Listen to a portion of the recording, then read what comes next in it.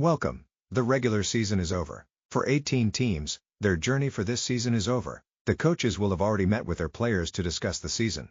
Team owners will have met with the general managers and coaching staff. Some make quick decisions and others take time to reflect. For some of these teams, the season may not be all that bad. Some teams have advanced their overall program a step forward in their rebuilding plan, despite not making the playoffs. Some may need a player or two to solidify their roster or maybe a different coach to implement a more suitable scheme to the talent in the building. Some may just need to be healthier in the next season. For a good number of teams, they will need change. The Arizona Cardinals fired Jonathan Gannon, who they interfered with a Super Bowl week to acquire in 2022. Clearly not a good hire, as the team never really was in contention. He was never a great defensive coordinator with Philly.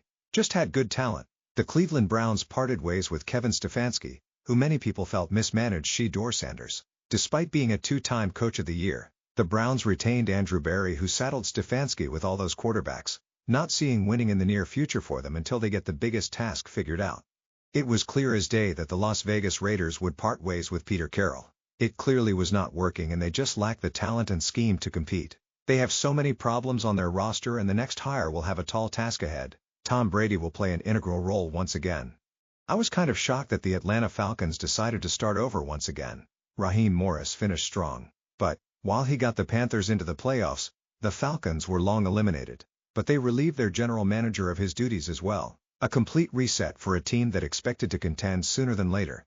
The Ravens decided a new voice is needed to change the fortunes for the franchise. John Harbaugh led the team to a Super Bowl victory and sustained success overall, but could not get over the hump again in spite of having won the best talents in the current generation of players. He will be a hot candidate for many teams, like the Giants, who are interested. There still could be others let go, but the Colts and Bengals decided to retain their leaders. For the Colts, the team's nosedive was not a result of coaching, but catastrophic injuries. You cannot really lose the talent you did and expect to remain in contention, but they know their formula worked. Just will it work again?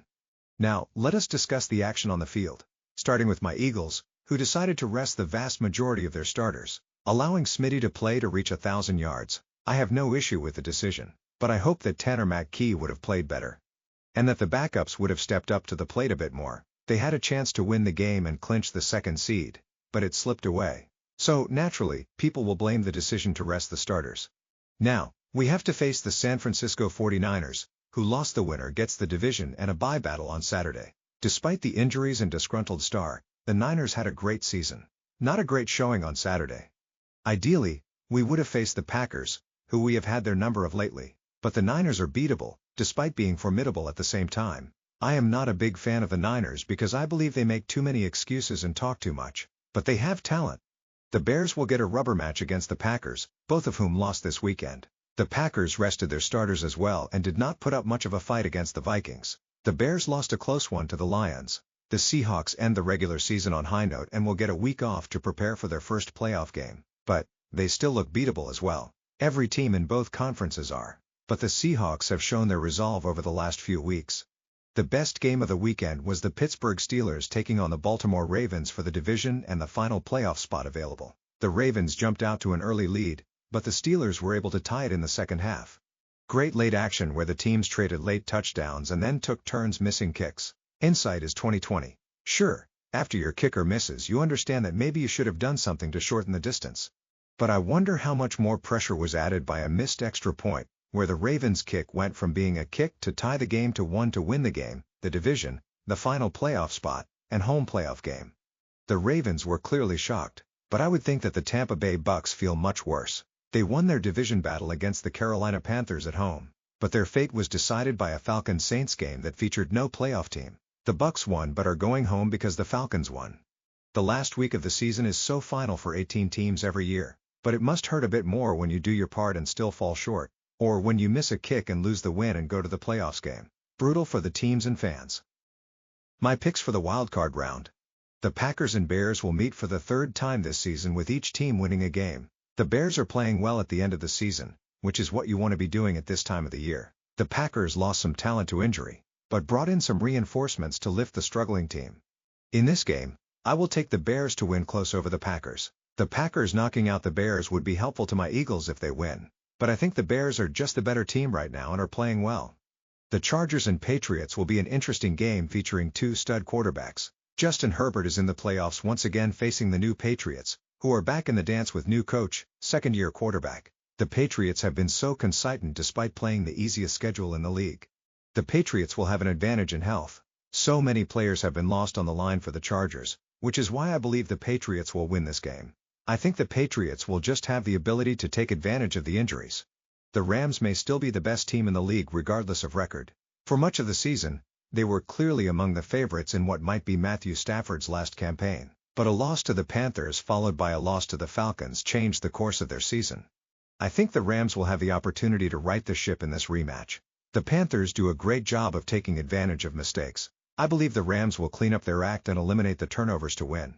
The Bills and Jaguars could be the game of the week. I said earlier in the season that it was hard for me to fully trust the Jags because the team is generally inconsistent. They have been pretty consistent the last 8 games.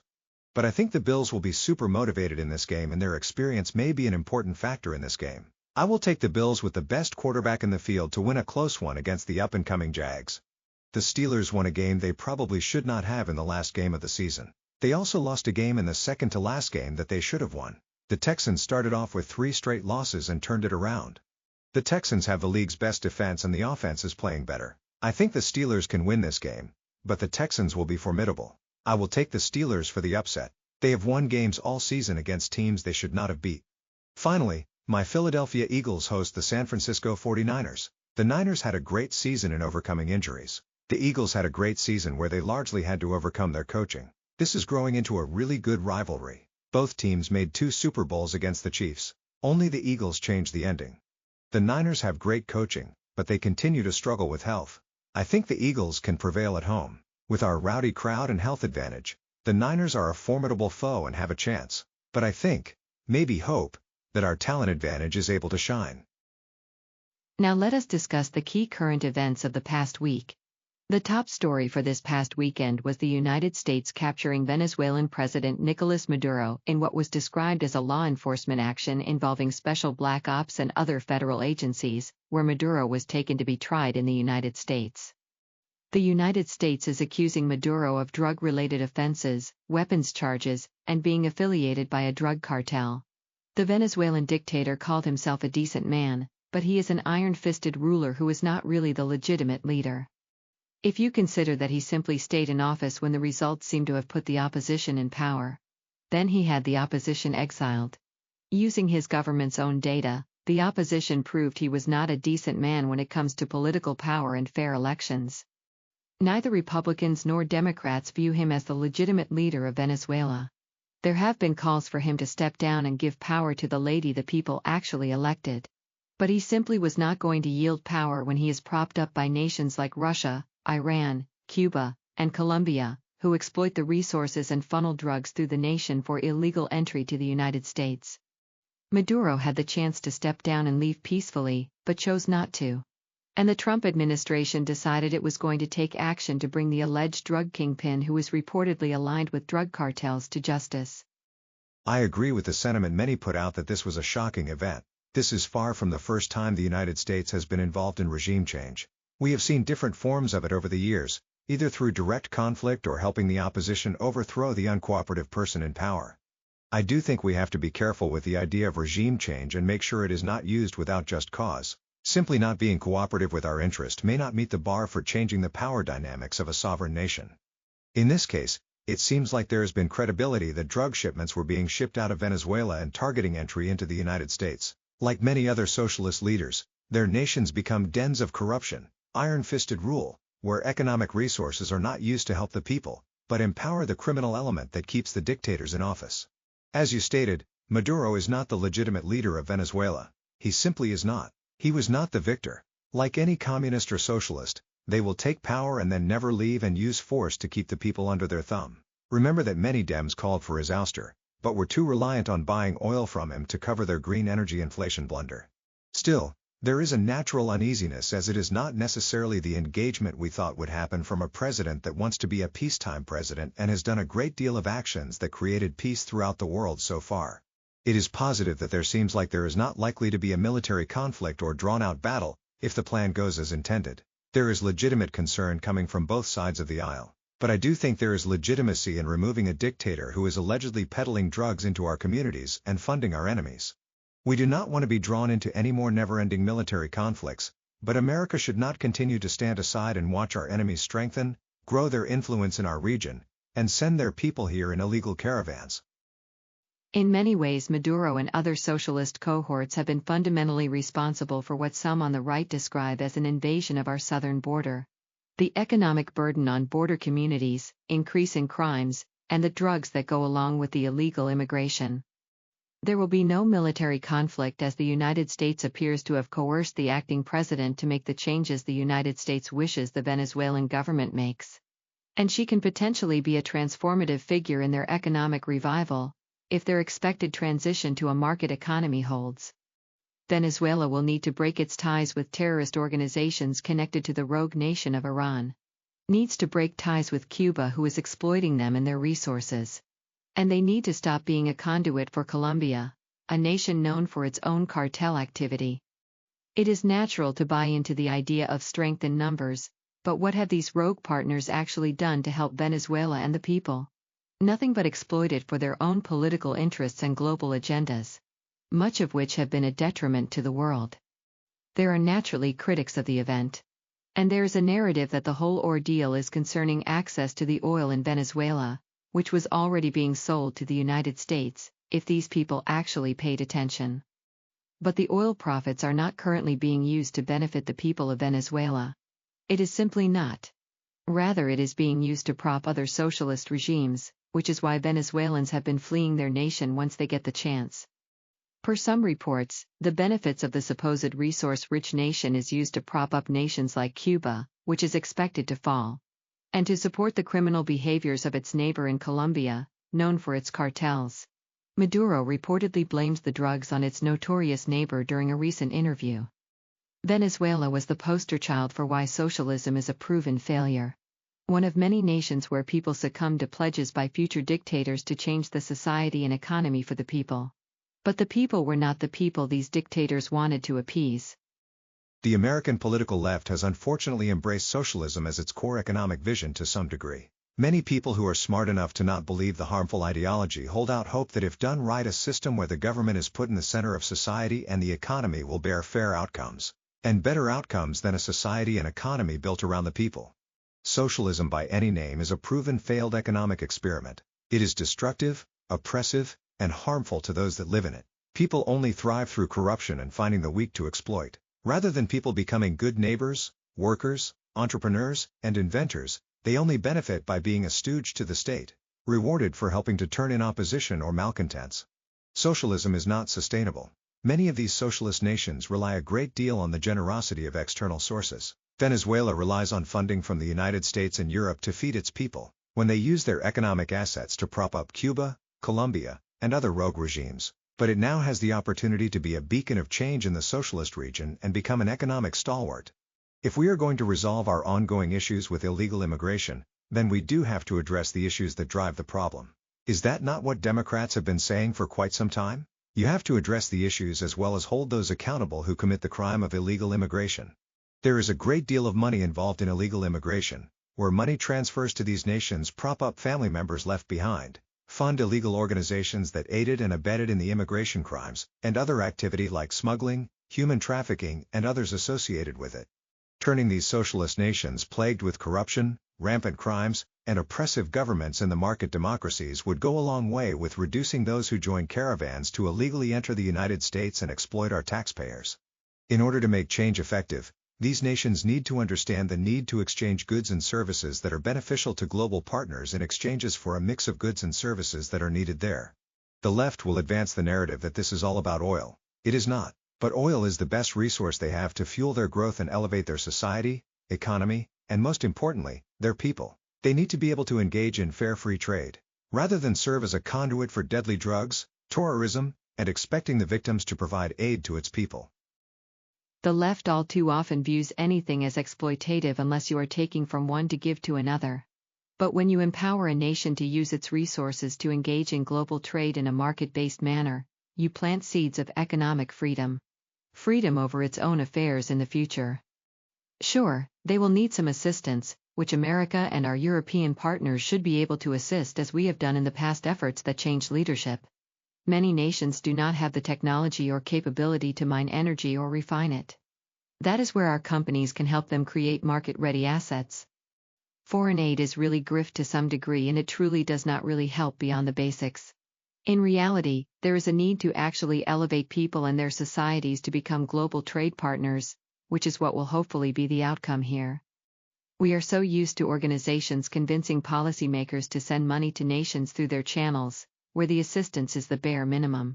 Rather, allowing these nations to engage in the global economy, either through trade of assets, resources, or cheap labor, will actually elevate their economies and create middle classes. The shift in foreign compassion that I agree with is the idea that we should help nations engage in economic trade rather than focusing on subsidizing bad governments throughout the world. It is not economically efficient for our economy or theirs if we continue to have to feed and care for people that do not pay taxes to our government. Americans should not cover the costs shirked by others inside our borders, and especially not external like these socialist nations. The redistribution of cost is economically inefficient and not sustainable. The better path is to help nations engage in trade where they can exchange their economic competitive advantages to access goods and services they lack the skills or assets to create. Market economics combined with fair global trade will elevate societies and allow all parties to thrive.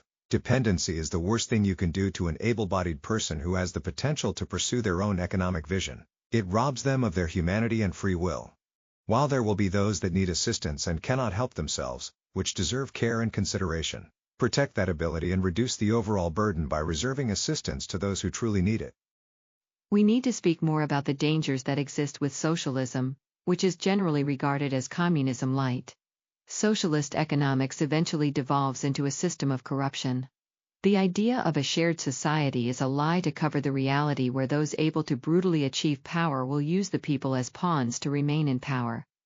The United States is one of the few nations that does not allow bribery or market manipulations that are considered normal ways of doing business in the vast majority of the world. In many areas of the world, tipping is considered the cost of doing business. In blue states with political leaders with sympathies to socialism, we are seeing the corrupting effect. For instance, look at the scandal that is rocking the state of Minnesota, where it has taken down the political career of Tim Walz and is causing the state to lose access to federal funding. One must question deeply how one group of people received unchecked access to billions of federal dollars with fraudulent claims. Did the state simply look the other way to bend the knee to a community they were trying to appease, rather than actually running a fair and fraud-free government? People think with their hearts rather than thinking with their head. We should make effective decisions that are compassionate, but we must focus on creating fair, equitable, and efficient policies that afford everyone a fair chance without the government picking winners and losers. When the government is no longer objective and allows bias to impact how it operates, they look at a cause and try to remedy it to the point that it creates harm to every other group, but they expect other groups to accept it, because they will say the intention was to be kind. In reality, these people were purposefully being biased and harmful those who were forced to experience the negative consequences. The government should not pick winners and losers. The government should simply be creating environments where everyone has to play by the same rules without any added benefits afforded to them by society. Societies should be meritocracies, not environments where fraud and corruption are rampant due to the purposeful biases by people who claim to have good intentions. Intentions matter way less than the actual outcomes that people actually experienced. In closing, I think we are all excited about the playoffs starting as well as the Final Four for the college football playoffs. The college football playoffs really allow for a true champion. The only issue that needs to be resolved is how the field is selected. But the games have been great. And the upsets have made the experience great. Sports is a meritocracy where the teams that perform the best and score the most points win and the other team loses. There is no participation trophy.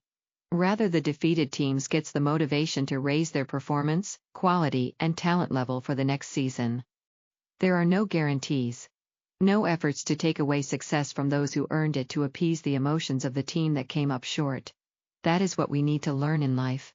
Accountability to hours and earning everything. Thank you for experiencing this episode of the Christopher Peter Podcast, part of the Christopher Peter Review. Your viewership is appreciated and valued. Please follow the Christopher Peter Review on social media and continue to visit www.crcreview.com for new episodes of the Christopher Peter Podcast and the CRC. Thank you once again. Until next time.